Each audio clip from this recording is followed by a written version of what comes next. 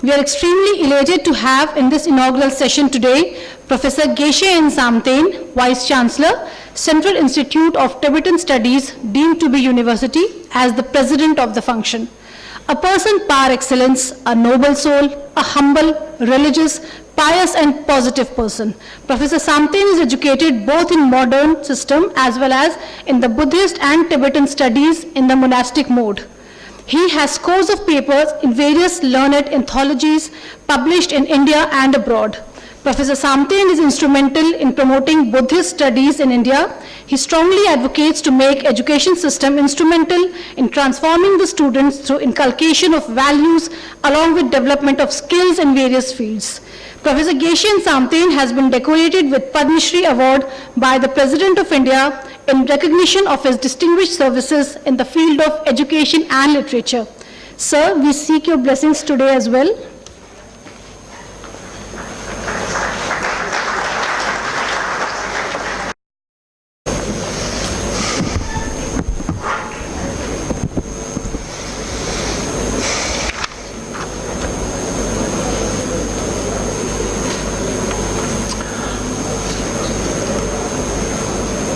Professor Jhaji, Professor R.K. Singh ji, Professor B.B. Singh ji, and Professor Vikram Singh ji, Professor Parimal H Vyas ji, distinguished scholars and students and other participants. I apologize for being late because I made a mistake in accepting an invitation from BHU, thinking that my engagement here with SMS is on 18th. So I accepted that, and so I missed the early part of the program, for which I apologize. And also now it is already half an hour beyond schedule, so I won't make it further delayed. So I will shorten my own time so that we may not get delayed for the remaining programs. I congratulate SMS for doing very good, and it is progressing. And still we have to work very hard because we have so many universities and colleges, more than 600 universities and more than, I think, 35,000 colleges in India, but still we do not have a single university among the best 200 institutions in the world. So we have to work very hard. So keeping in view all these perspectives, I really appreciate that we need to progress every day and every month and every year. And we have to look back and then assess ourselves, Our assessment should not be complacent. And it should not be compared within the district level, within the state level, within the national level, but it should be at the international level, at the global level, not just within the Asian level. So this does not mean that when we assess and when we compare ourselves with others, then many people have this kind of attitude that we must be having a kind of a jealous attitude towards others. This is not at all. So therefore there are some fundamental kind of differences that I have with many of the educators, that when you have a competition in the university or in the test or in any kind of measure you have, then many educationists think that we are going into the competitive kind of world, and then we have a jealous kind of attitude, and then we have a hatred and attachment, and all these kind of things pop up. But I don't believe in that. That in competitive kind of, when you compare yourself, there are two attitudes. One is with the negative attitude, one is with the very positive attitude. Even when you can experience this with your peers, with your friends, with your colleagues. If you compare yourself with others with a negative attitude, then certainly that would be a jealousy kind of thing. And this is a very big problem, particularly in the West. And now it is even infiltrating in the Eastern and particularly in the Indian society as well. Self kind of, criticizing attitude. When this self-criticizing attitude, becomes a part of your life, then that is a disaster. So this is a very big problem in the Western world. So when we compare ourselves, we should not engage into that negative attitude, but rather with the positive, with the appreciative attitude. When somebody is doing good, you should appreciate that. Because everything comes out of causes and conditions. The person must have worked hard, person must have had, good opportunities. Then why don't we, or why don't I work for that, and then, reach and receive that kind of, result? If you compare it, appreciate it, then your whole perspective becomes positive, and there is no negativity. And the negativity will, bring stress, distress, and so many of negative elements within yourself that will end up disaster in your life and your friendship with others, your relation with others, right? So we must have a comparative kind of attitude with the positive mind. Then you can appreciate others, and in the similar way you can improve yourself. This is a very important thing that Indian culture has in the past. For example, when we have, in the Buddhist literature, we compare ourselves with the bodhisattvas. Many of you might have heard about bodhisattvas. Bodhisattvas are those people, beings who work for others, who dedicate their life for others, right? And then reaching realizations higher and higher in their life. And then the Buddhas, who, being a common person, has enlightened. And then at some point of time we were in the same state, and where the Buddha is and where the Bodhisattvas are, and the Buddhas, countless Buddhas are, and where I am, right? So at that point of time we are not being jealous of Buddhas and Bodhisattvas. There is no way but to appreciate their effort and accomplishment. So that kind of attitude should be there. Then that will change your whole life, right? And then you can sit with your peers, colleagues, and then discuss about the problems and the way they have reached to that kind of status or stage. And you can go through that as well. You can adopt some of those things. So now in this world at the moment, we are very materialistic. The whole education system, in a way we can say, is very materialistic, and that is what we have been making effort all the time. But our life is not made of material. More than 50% of our life is non-material, spiritual, emotional, mental.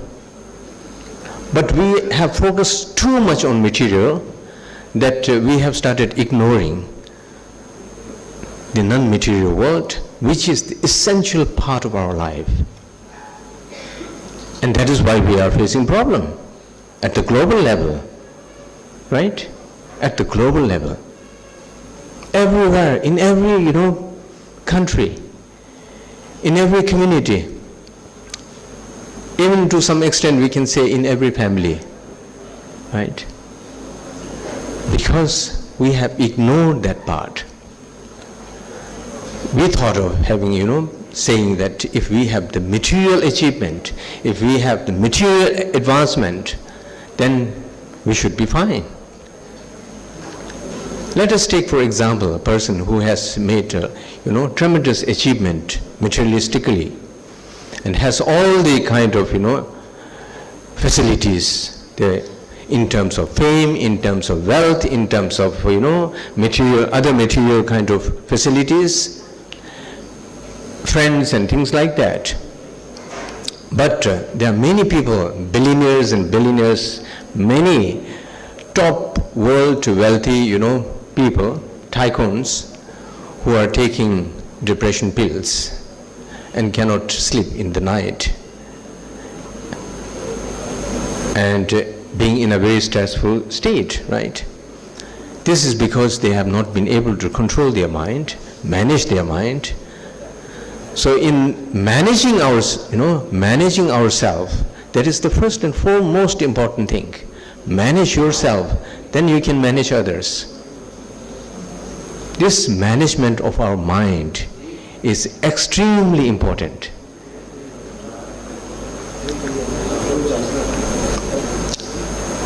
So therefore, when we, wake up and then start our daily work,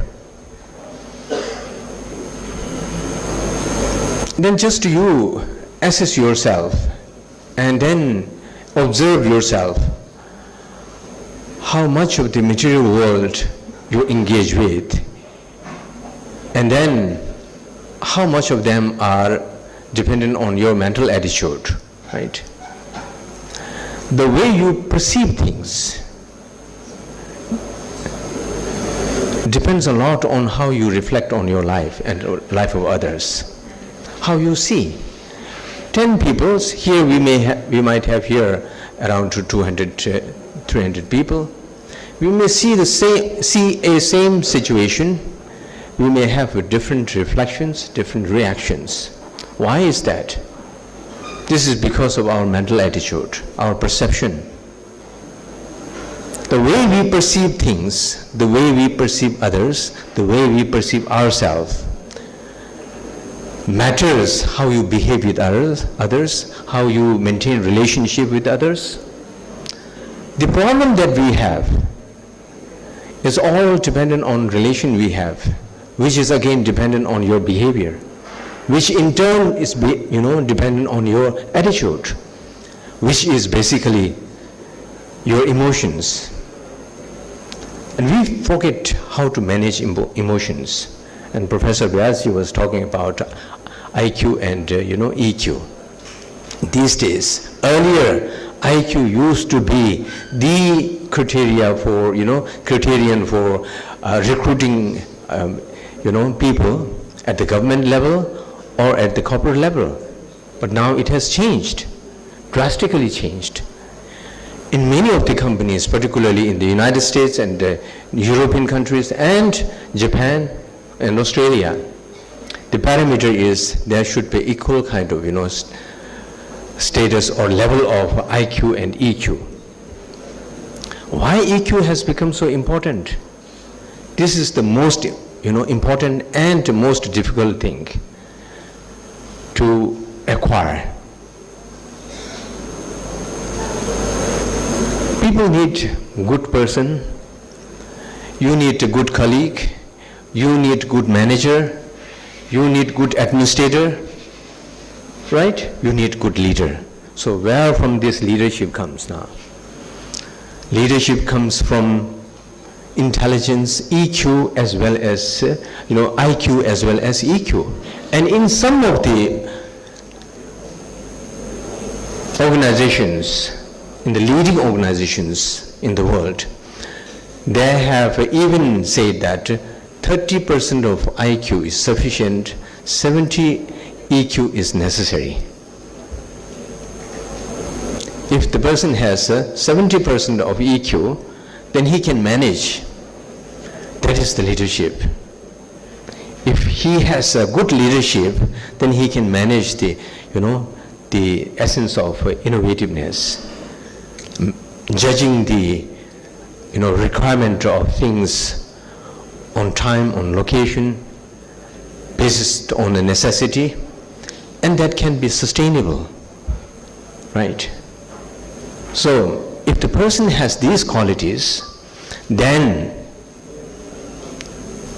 not only the person can make the corporate or the organization successful, but the person himself will be the most happiest person in that organization. Unless you are happy, how you can make others happy?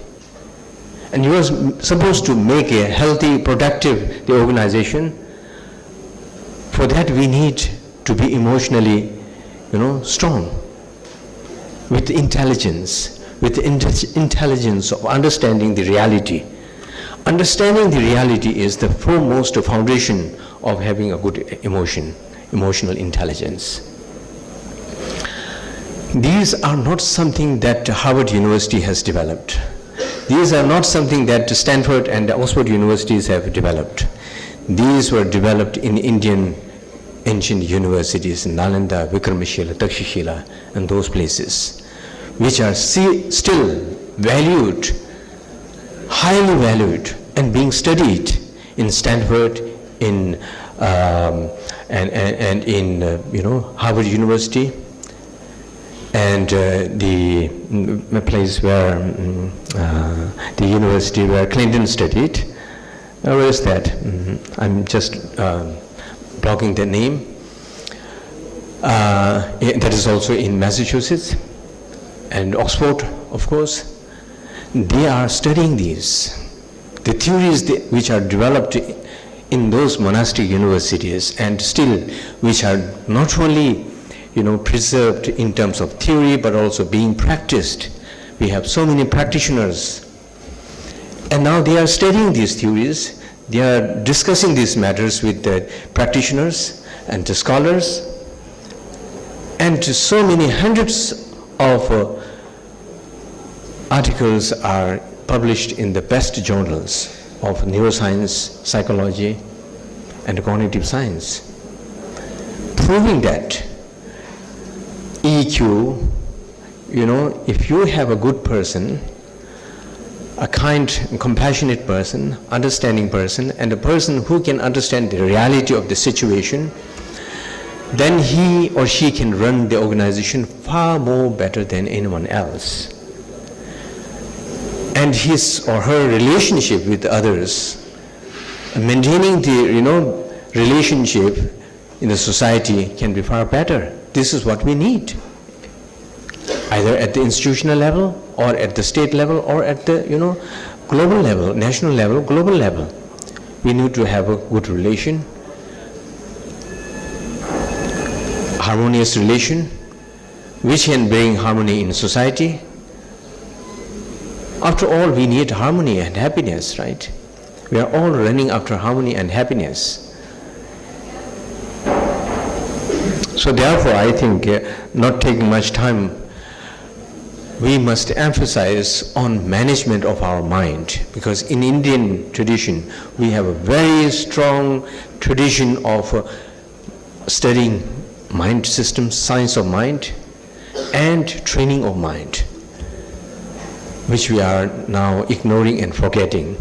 And now the Western world is adopting this. For the last 30 years, a little bit over more than 20 years, they have been doing very serious and productive research on these areas. And Yale University, that is what I was forgetting. And they have established special centers for studying, neuroscience and the emotional intelligence. And they have been very productive and very successful, not only bringing the theories and studying, doing research on this, but also bringing this in schools and in colleges and in common public life, which again has proven to be very productive and very successful, and has contributed a lot in bringing healthy mind, which alone can bring healthy body. And this is being done in the West. So we should be aware of this, and we should not be behind them in handling these materials which originally are ours, So I think we should have some section and some course, part of the courses on emotional intelligence in every universities and colleges. I'm involved in one organization developing emotional, the universal ethics course for children. We have been talking on this very issue in universities and colleges within India and abroad. But what I find is this is one of the most required element in our school system and education system. With this, I end my, presentation, and I thank SMS for inviting me and being together with you and sharing my thoughts. Thank you very much.